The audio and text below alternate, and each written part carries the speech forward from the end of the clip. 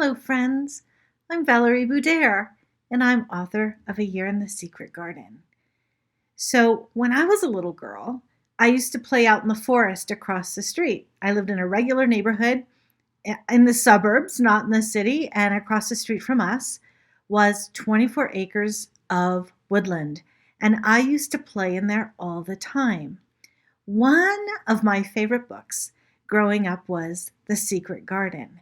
And I would take that book across the street in the forest, and I would create little forest hideaways using rocks, using blankets, under trees, behind bushes, behind logs, whatever I could do to create my secret hideaways in the forest. As I've become a mom, I have 3 children. They're all grown now, but when they were little, we used to play the secret garden. They would make forts outside or inside. It would be their secret hideaway, sometimes even in a closet. And throughout the years, we developed all sorts of things that we would take to our secret gardens. We would make food, we would do crafts, we would always reread the book at some point in the year. But the Secret Garden became a really important book in my life. So as time marched on, as it does, I have a really good friend named Marilyn Scott Waters, who's the illustrator, the person who did the paintings and drawings of A Year in the Secret Garden. Her and I met up and she said, let's do a book together. And I said, well, what should we do? And she said, well, my favorite book growing up was The Secret Garden, and that was your favorite book growing up. Why don't we jump inside the book of The Secret Garden and bring it to life? And I thought that was a great idea. And so this book, A Year in the Secret Garden, is an activity guide so that you too can bring this book alive and you can jump into it and have your own experiences with it.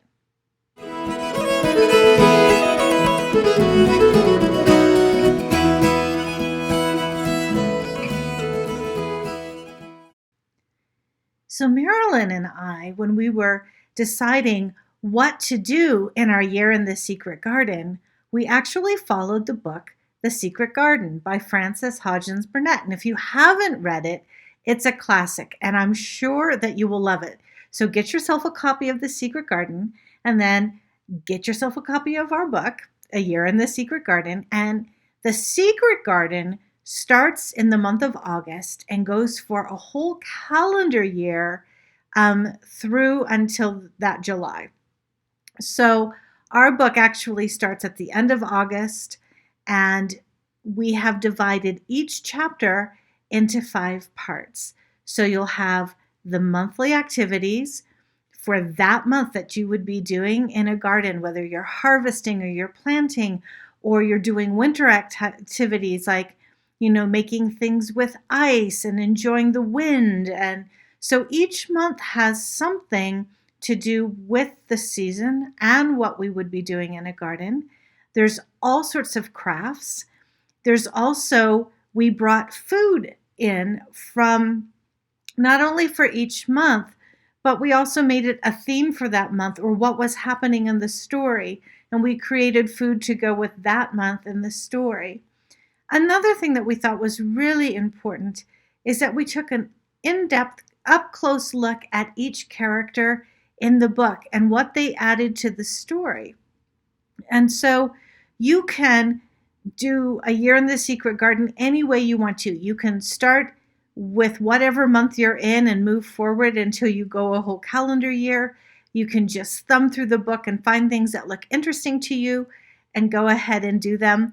All of them have beautiful illustrations, and not only that, but Marilyn has also created downloadables. She's just a brilliant paper craft engineer. She does paper toys, and you can go to her website, www.thetoymaker.com, and she literally has thousands of paper toys. So when we decided to create this book, we really wanted to have it structured in a way that you could use it in many different ways. And so we're hoping that you'll do that.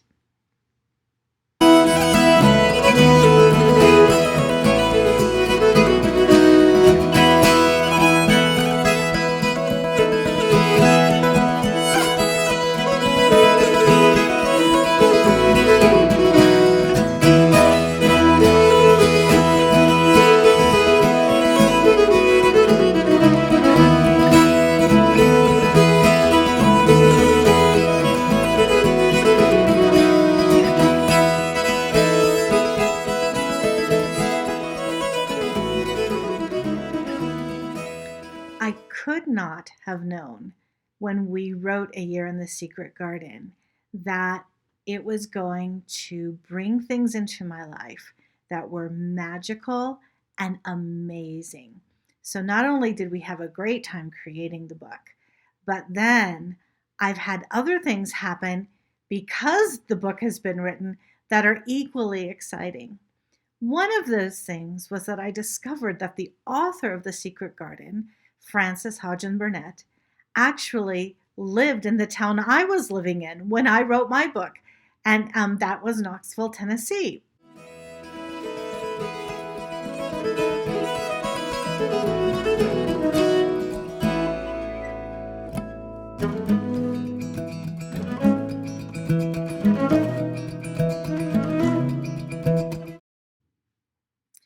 Well, it just so happened about a year and a half after the book was published that it was the 150th anniversary of Frances's birth. And so Knoxville wanted to celebrate it in a big way. They discovered my book. They called me up.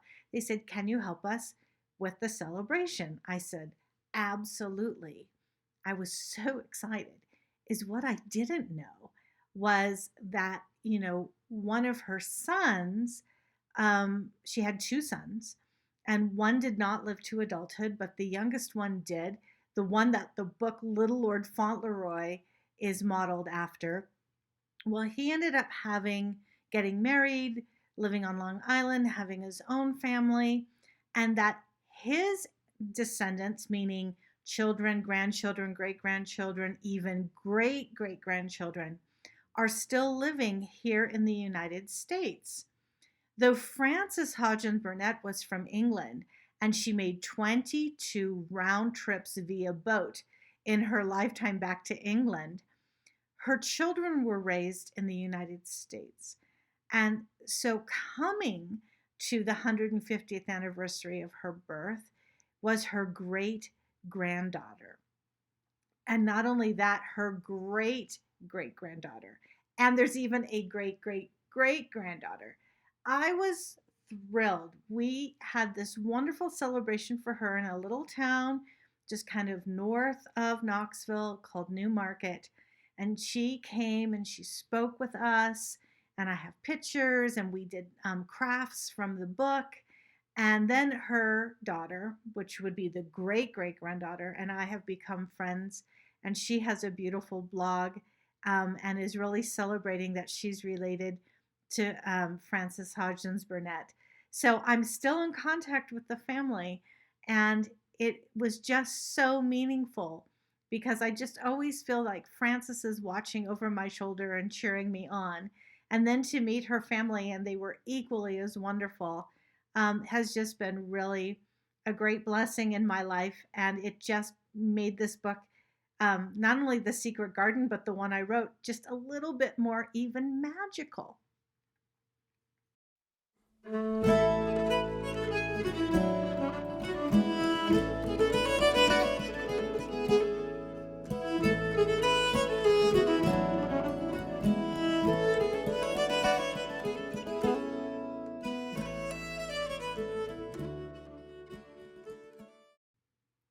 So getting to meet the family of Frances Hodgson Burnett was amazing. But then something else happened.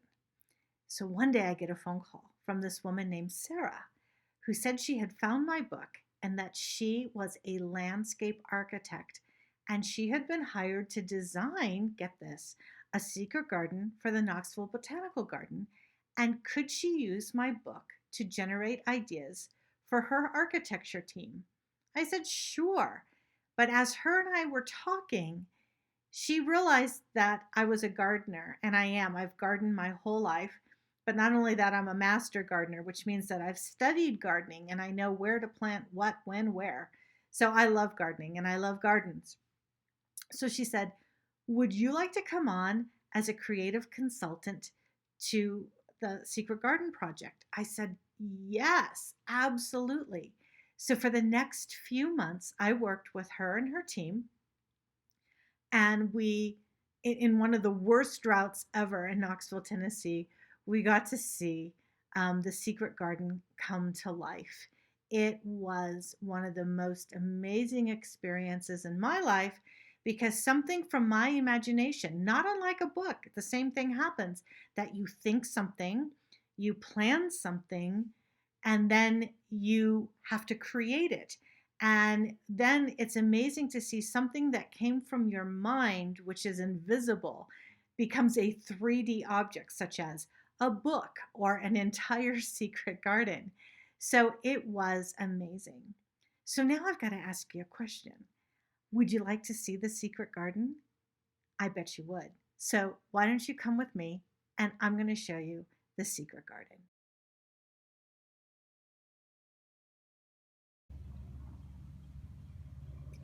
Welcome to the secret garden.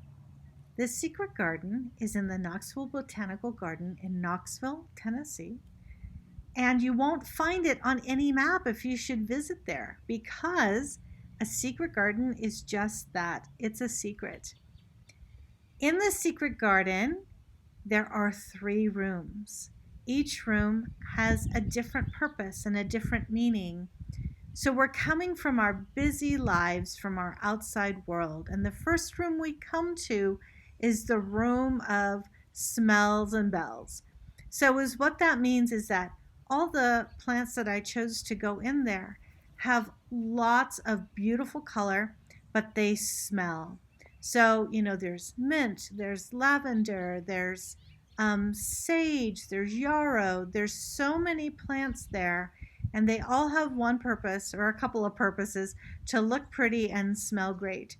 There's also a small gurgly fountain there so that you hear water, and the reason why we have that water feature is so that it starts to calm you down and you start getting really interested in what's happening in that place, such as, is the breeze blowing? Do you hear birds singing or even birds cawing?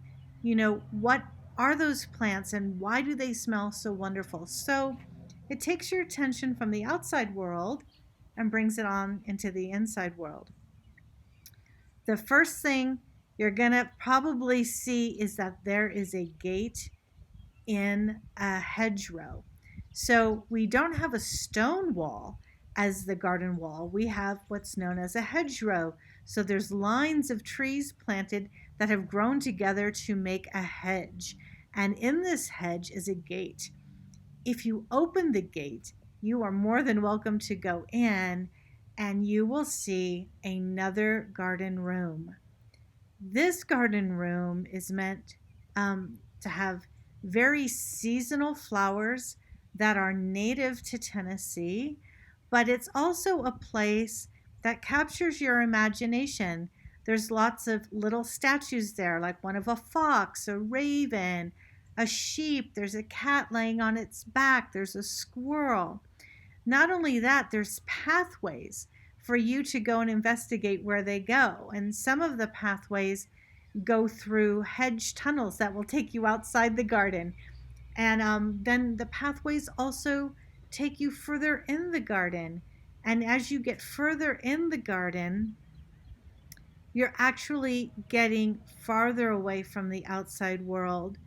So we have a giant nest for humans. It's a bird's nest built for humans that you and your friends can sit and talk in. It's a great place to take birthday photos or, photos that you need, real meaning to. Also, as you go further in to the secret garden, we really want you to leave the outside world behind, but also think about what makes you happy. And so inside the interior, it's called the inner sanctum of the garden, there's a little tiny library, of course, filled with Frances Hodgson Burnett books. And like I said, there was the bird's nest, but then there's all these huge stones turned in different ways so that you can sit and read and ponder and lay down and look at clouds in the sky. It's also a place for about 25 people to meet in case there's a story time that wants to happen or a school group is visiting.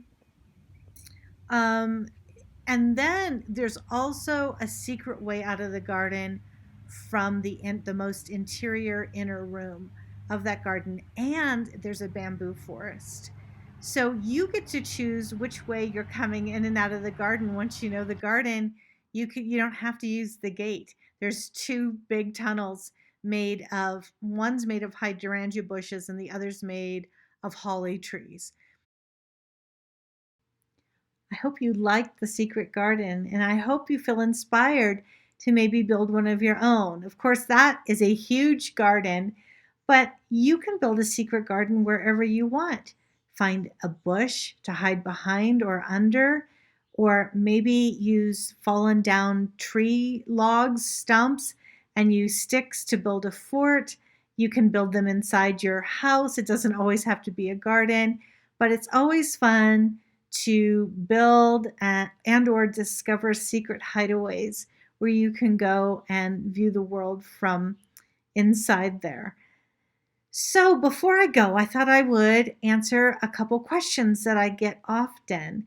One of the most frequent questions I get is how long I've been writing. And actually, I could tell you most of my life, but I've never considered myself a writer. It's always been that I've wanted to communicate things that I love. And so my first book is called The Fox Diaries. And the thing that I communicated that I loved was that there was a fox family that was living in my front yard. And I became friends with them and I took photos of them. And now we are in our 12th year of having foxes in our yard. And we have dens in the backyard and dens in the front yard. And so that was how I first became a published writer, was talking about the foxes in our front yard. And I greatly love them. Even to this day, I get so much joy from seeing them.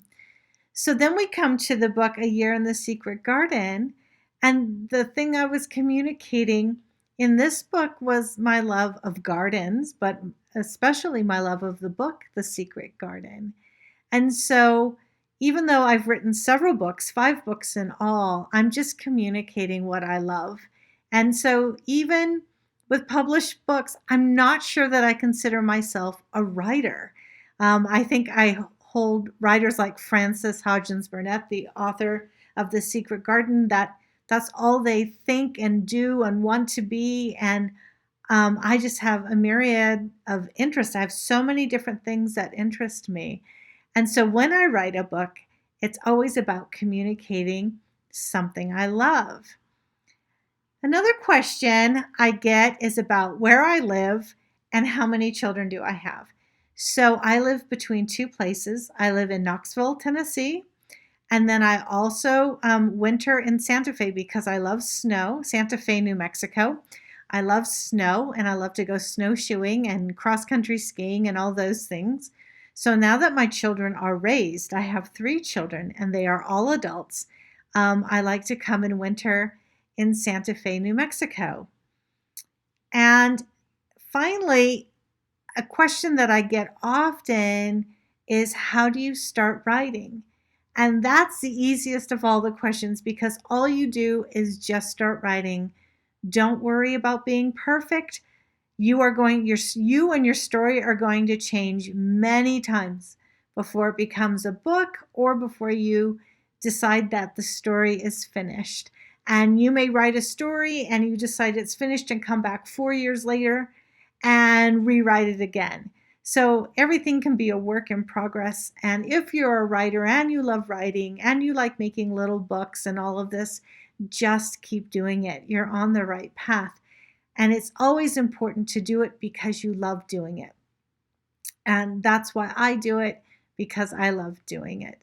So I wish you many wonderful moments with the book, The Secret Garden.